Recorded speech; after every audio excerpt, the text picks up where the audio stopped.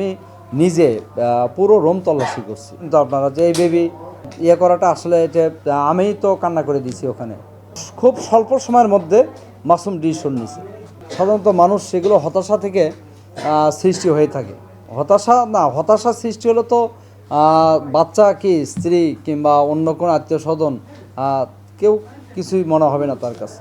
মানে এত সুন্দর বেবি দূরে দেখছেন তো আপনারা যে এই বেবি ইয়ে করাটা আসলে এটা আমিই তো কান্না করে দিয়েছি ওখানে। আমার নারী অফিসাররা সবাই, একজন তো সে সেন্সলেস হয়ে পড়ে গেছে, নিয়ে আসছি, আরেকটা নিয়ে গেছি, ও সেন্সলেস হওয়ার মতো, একেও সরাচ্ছি।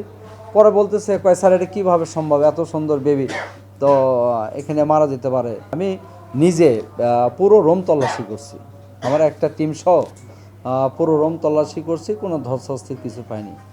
এবং কোনো সাপ টাপ যে থাকা লাগে আর কি, হ্যাঁ, ধর অনেক ওই যে ধুলাবালি পড়ে আছে, ওর উপরেও যে হাত পড়বে ওটাও খুব খেয়াল করে দেখছি আমরা। না,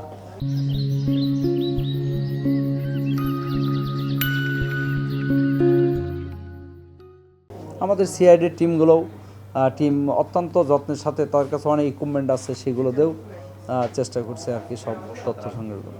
তো আসলে ওই যে পোস্টমর্টেম রিপোর্ট পেলে এটা আরও আসলে একবারে ক্লিয়ার হতে পারবো আমরা যে আসলে কে হত্যা করছে, আসলে কে কোনভাবে কী হয়েছে।